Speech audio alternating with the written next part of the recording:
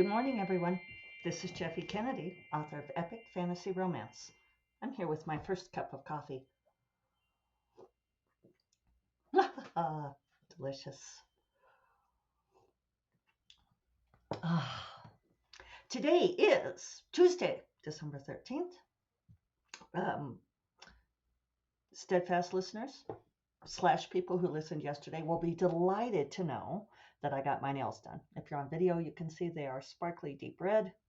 Despite the crisis of my nail gal having an actual life, she had a death in the family, it turns out, and she had to fly. Uh, she was like on her way to the airport.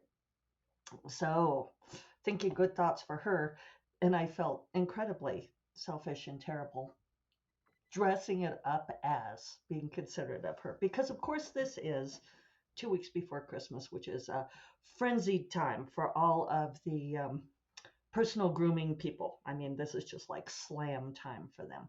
And so she always complains about how difficult it is, because people are calling, oh, can I get in? And all this. So I texted her back after saying my initial response, which was the generous, oh no, I hope everything's okay.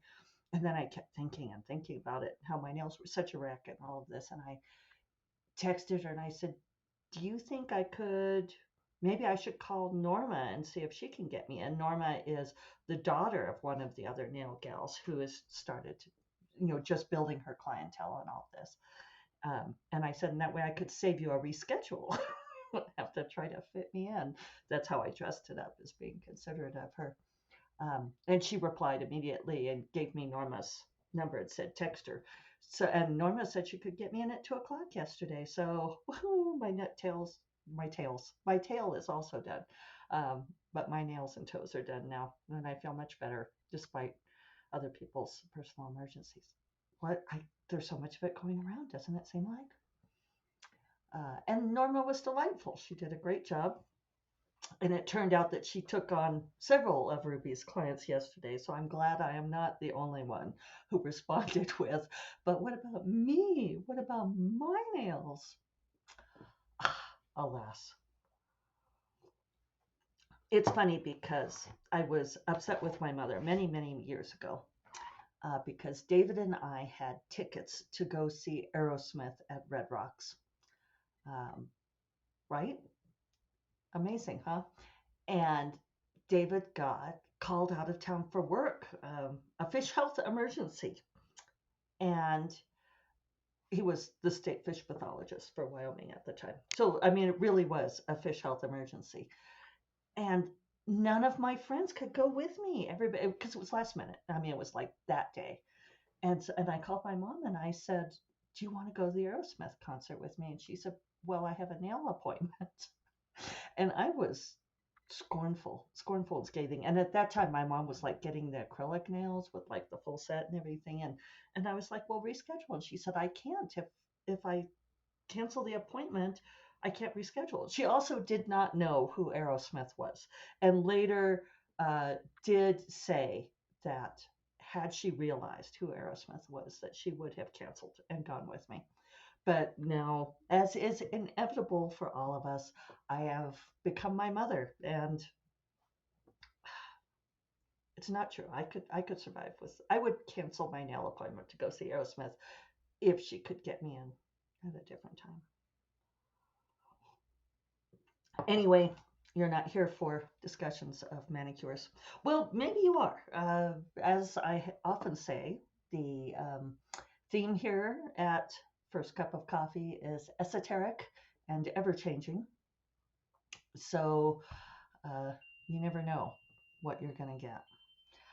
I do appreciate those of you who reached out to me after yesterday's podcast. I didn't mean to do like a downer podcast. I guess I was just thinking about things. I may start journaling about the living with Parkinson's thing. I always think of Jason Segel. I promise this transition. If were I writing it, I would fix that transition. But I promise you, this will go somewhere. That he said, the scene in Forgetting Sarah Marshall when Kristen Bell comes home and he's naked and he's like, I've got something for you. And she breaks up with him.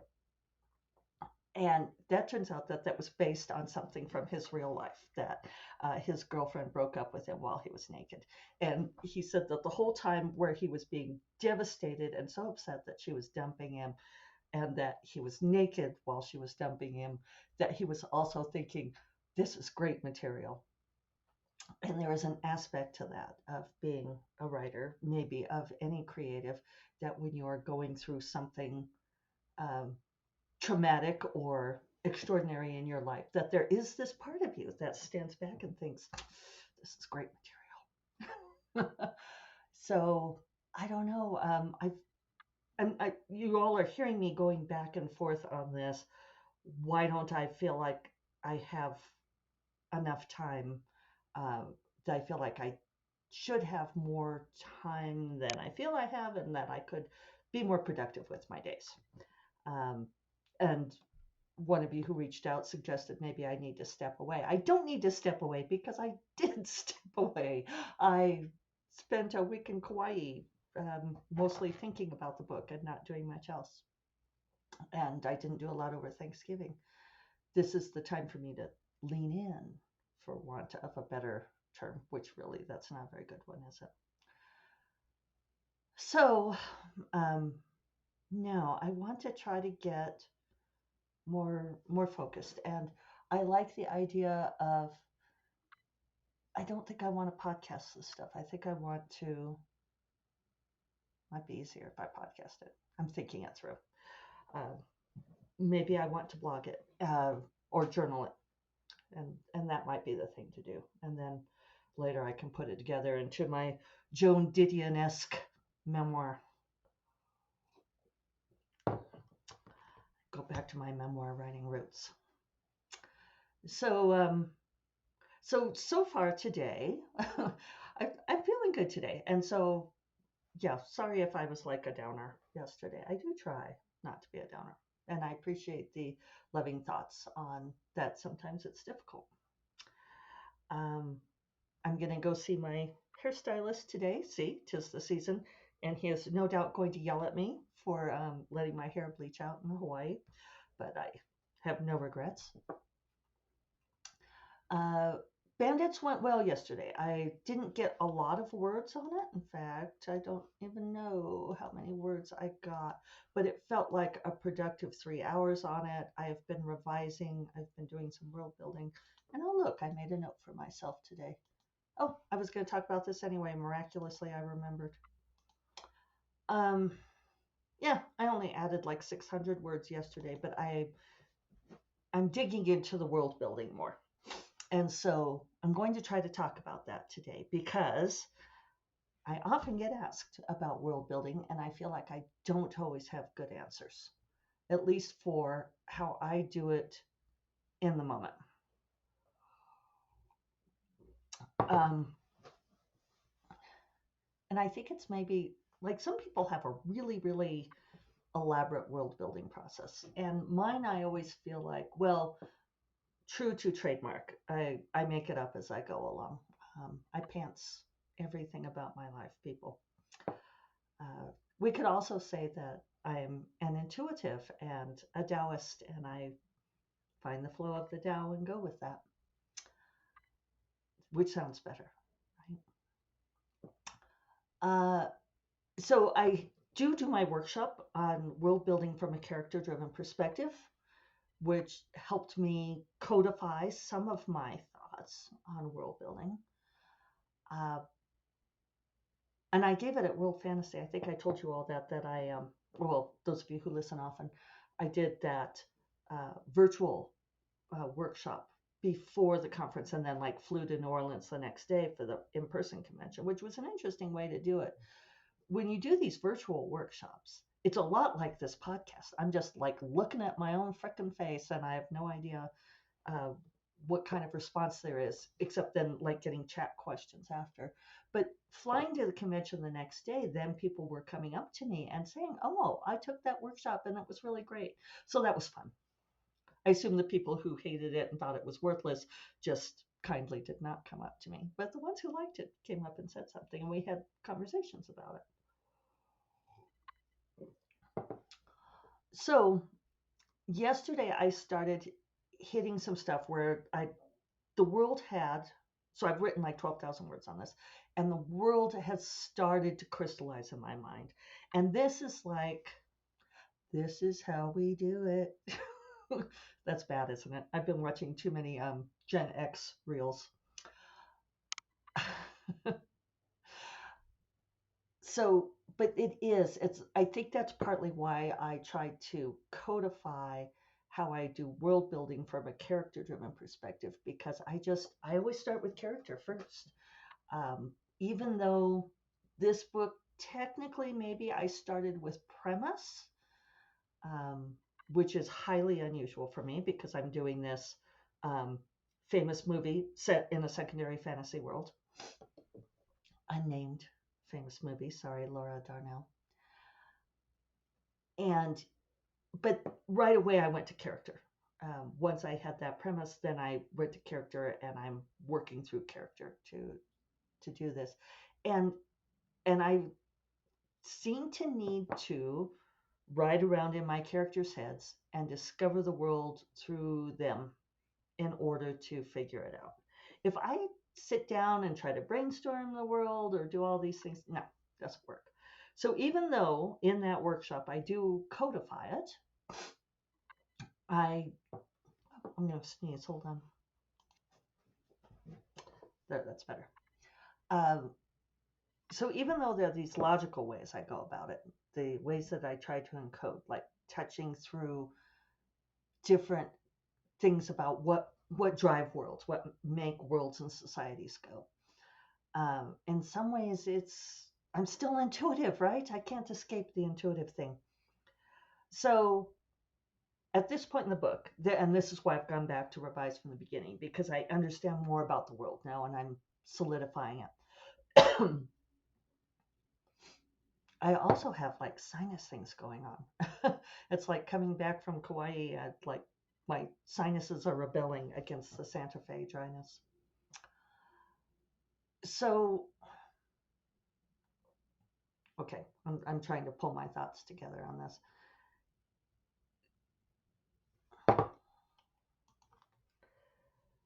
So what I discovered writing yesterday is that, so this book is going to have fae in it, and there is going to be an aspect of fairyland in it, and so you're getting all kinds of details. And the Feyland, I think there might be more than one Feyland. And so the thing that I'm struggling with, the thing that is consuming me at this point is nomenclature, is deciding how to name the Feylands. And so I asked a couple of friends yesterday for ideas. I was even considering, and for those of you who know me well, you know what a stretch this is. I was even considering going Tolkien-esque with it. I know. I don't think I will, but it's still on the table. It might be off to the side on the table, but it's on the table. So this morning, nobody was giving me a satisfactory answer. Damn them. What kind of friends are they anyway? Which is also part of my process, where I will bedevil everyone I know for weeks, days or weeks, making them come up with ideas for me until I finally hit upon the thing that works, at which point I will hug them and praise them lavishly, and they will point out that what I settled on had nothing to do with anything they suggested. What can I say? So the thing about Google is it's miraculous in that you can get instant answers. We have ended dinner table arguments forever because you can get instant answers to everything.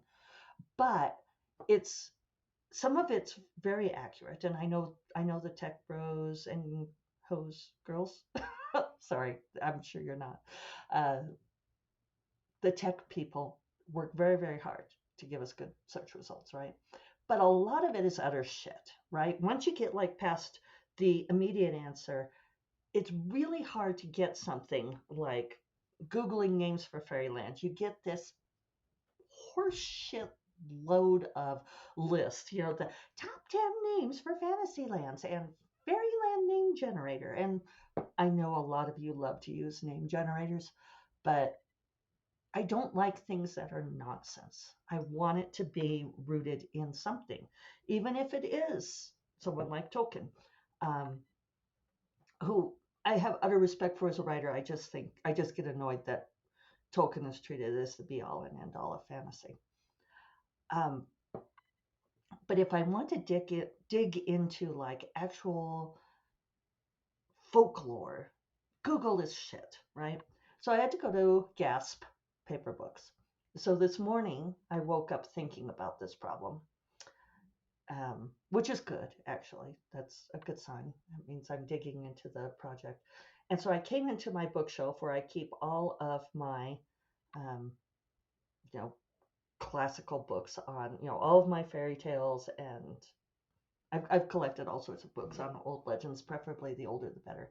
And they have been rearranged. So I love my cleaning ladies. I value them immensely. It drives me crazy that they rearrange my books. And I end up like digging through this pile of like, they people, reader, they mix genres. Okay. I've got Nora Roberts stacked in there with the Ireland Reader. And it's just, I'm looking at it now. And so I did find some of the books I wanted, but I was complaining about this to one of my friends who I was asking for ideas and saying that I was feeling this morning like the stereotypical movie genius, crazed writer, probably not that brilliant, but throwing books about and muttering about people touching my stuff. And he said it would drive him absolutely crazy if somebody rearranged his books. And I'm like, I know, it's awful, but what can I say? And he says, well, let me think. Please don't rearrange my books. It's like, so I just wrote back cute. It's input appreciated. So I dug out my book of Yeats, Fairy and Folk Tales of Ireland. I don't know if I'm going to use it. I also pulled out Celtic myths and legends. I might pull out some other things. The thing about the really old books is they're not indexed. So that's the rabbit hole. If you have to sit there and read for a long time, um, it it's great. It's fun. It's also a rabbit hole that doesn't count as writing. So those of you who have listened to me for a long time know that one of my mantras is only writing counts as writing. But I might pick up some reading for like set down some of the fiction. I was reading A Christmas Romance by Lisa Kleypas, um, which I don't think I have here in the room, or I would show it to you all. It's like A Season for Love. It's two of her Christmas novellas. And so I read A Wallflower Christmas, and it was okay. I've discovered I love Lisa Kleypas. Uh, this was just not satisfying me. I think I was sort of reading it for the Christmas joy, and it's now I'm like, my brain totally wants to delve into um, different iterations of imaginary realms, especially those populated by Fae and what they might be called. So clearly I'm going on an academic read. If any of you have suggestions for books that I can read or sources, I would love to hear them. A lot of my stuff is Celtic. I don't have to do Celtic, although I feel like that's a heritage I can access without appropriating. Let's not talk about the guy on the panel at the Dublin World Con who told me that since I'm part of the Irish diaspora, I've forfeited my right to Celtic mythology. I've talked about that before on here. Whatever, dude. So, yeah, that's where I'm at. Feeling fired up about it anyway, so that's good. So, I'm going to get to work. I hope that you all have a fabulous Tuesday. And yeah, send those suggestions. You all take care. And I will talk to you on Thursday. Bye-bye.